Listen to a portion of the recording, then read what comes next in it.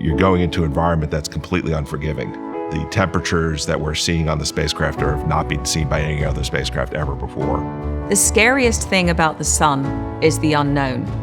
We see it every day, but we see it from 93 million miles away. This first perihelion we're going into, we have very minimal contact. All we can get is a tone. I'm going to be waiting on the edge of my seat for those beacon tones. The sun-facing side will be exposed in excess of 2,500 degrees Fahrenheit. We're going to go closer to the sun than any other spacecraft's gone before. We're not going to do that once. We're not going to do it twice. We're going to do that 24 times. And that is terrifying. We really don't know what we're going to find until we get there. In 1958, Gene Parker had an idea that the area around the sun would behave in a certain way. There are two really overarching mysteries that we have always wanted to study. Why is the corona hotter than the surface of the sun? Why is the solar wind continuously accelerated? We are now in what we call our encounter attitude.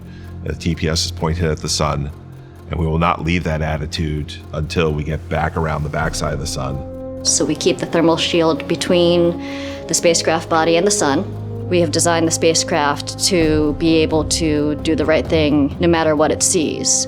You can't do Parker Solar Probe unless you're willing to build an autonomous spacecraft that can take care of itself. You can't build Parker Solar Probe unless you can build a shield that can withstand the thermal environment. You can't do Parker Solar Probe unless you can keep the power generation cool. And all these things contain some level of risk. The sun is a wideband radio source, so any spacecraft is either in front of the sun, behind the sun, or near the sun. You can't talk to it. Parker Solar Probe is designed to transmit 4 different beacon tones. Beacon tone A is a good tone. The fault management system is reporting that all systems are nominal. The other 3 tones mean that some type of fault has occurred on board. We will be mostly out of contact with the spacecraft through encounter, so the only thing we will have is those beacon tones. We will be all waiting for the call. APL, APL, I am Parker Solar Probe. I'm doing well and I have surprises for you. The fear and tension and stress is all going to be focused on those last few minutes.